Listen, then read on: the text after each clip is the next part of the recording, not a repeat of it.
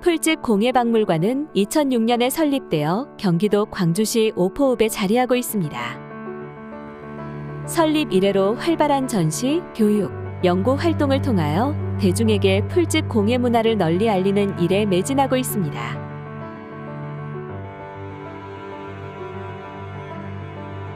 풀집 공예박물관이 준비한 2023년도 하반기 특별 전시 풀렸고 흙비전은 오랜 시간 조화를 이루며 함께 존재해온 풀과 흙, 사람이 서로 유기적 관계를 형성하며 인간의 예술적 영감과 재능을 더해 세상을 풍요롭게 채운 발자취를 찾아봅니다.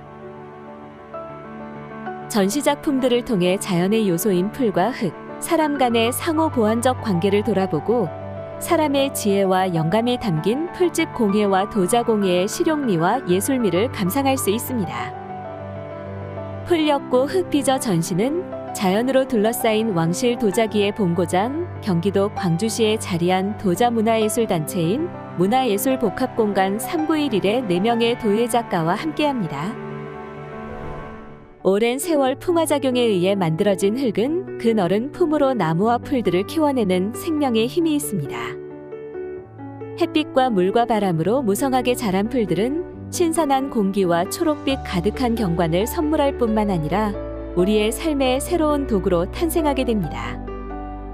손끝으로 덩굴이나 풀줄기로 바구니와 깔개를 엮고 흙을 빚어 물동이와 시루를 구워 필요한 생활도구를 만들었던 조상들의 자연 친화적인 삶의 방식을 배워봅니다.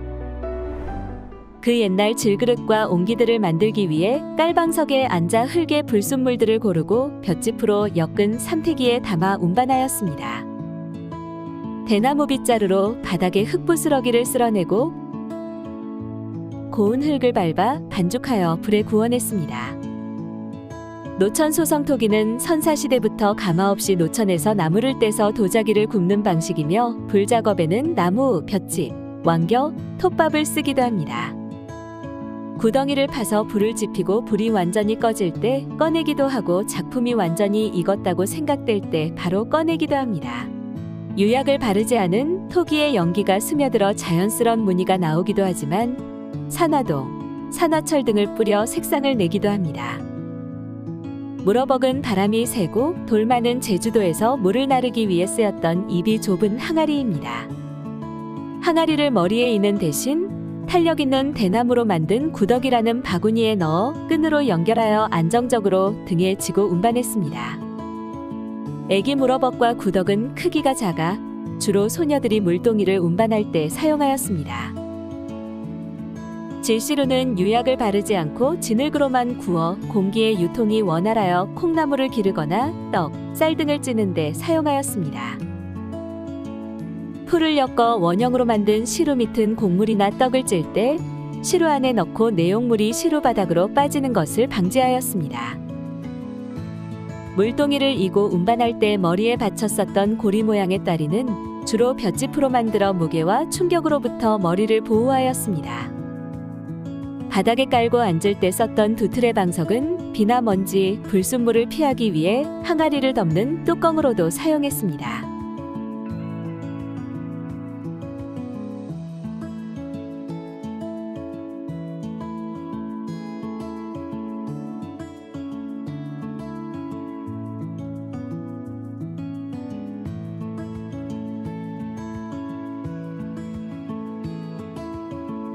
집독은 볏짚으로 엮은 항아리 모양의 뚜껑이 있는 저장 용기로 통풍이 잘 되는 항아리의 역할을 하였습니다. 주로 쌀, 고구마, 감자 등을 담아 보관하였습니다. 풀과 흙은 인류의 삶에 필요한 모습으로 변화합니다.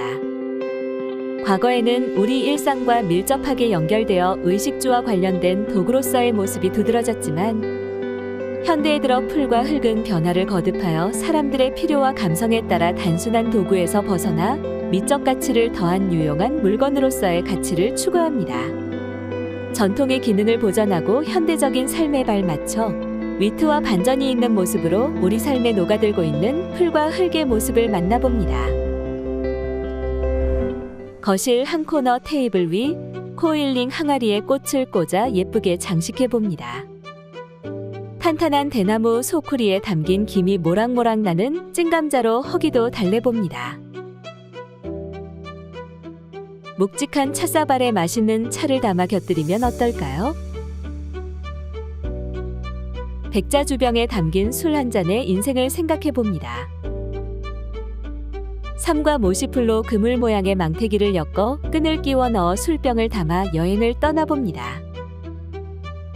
옛날 쌀이가지로 만들어 씨앗을 담아 밭에서 씨를 뿌리는 데 사용했던 종다래끼는 오늘날 멋들어진 바구니로 변신해도 손색이 없겠습니다. 좋은 사람들과 왕골로 엮은 자리에 앉아 소반 위 주전자에 담긴 따뜻한 차 한 잔씩 마시며 담소를 나누어도 좋겠습니다.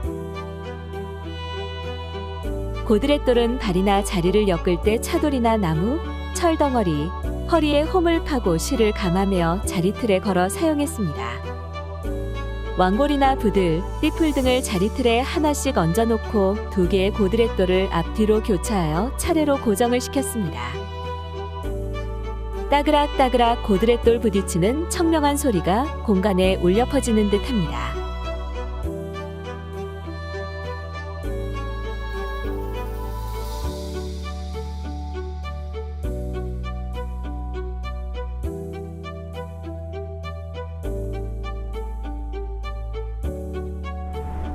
과거를 지나 현재까지 이어온 풀공예, 풀공예가 어떤 변화를 가져올지 미래의 공예를 짐작해 봅니다.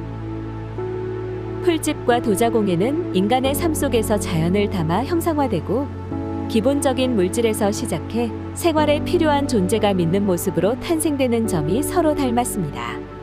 두 공예는 자연과 순응하며 작가의 손결을 따라 형태가 만들어지고 쓰임의 생명력으로 이어집니다. 인간은 자연과 조화를 이룰 때 존재적 지속이 가능하기에 풀과 흙의 예술성을 오래도록 기록해 나갈 것입니다.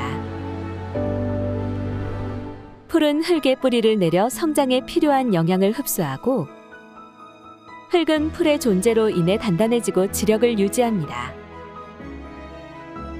풀로 엮은 바구니는 조직이 성그러 물을 담기 어렵지만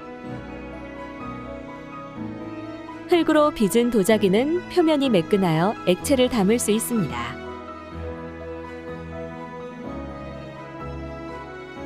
반면에 외부의 충격에 도자기는 깨질 수 있지만 바구니는 탄력과 유연함으로 버틸 수 있습니다.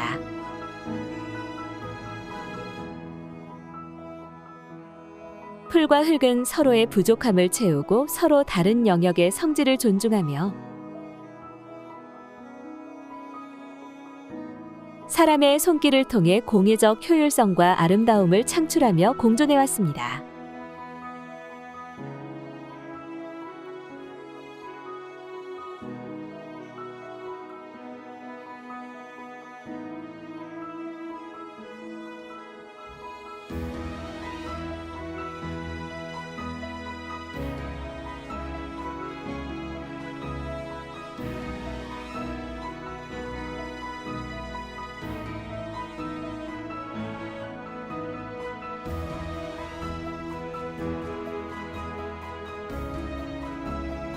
서로의 에너지가 밀접하게 연결되어 상호조력하는 만물의 이치를 새기며 어느 한쪽의 이기적 사용이 아닌 서로를 존중하며 함께 가는 미래의 진화된 풀과 흙공예를 상상해 봅니다.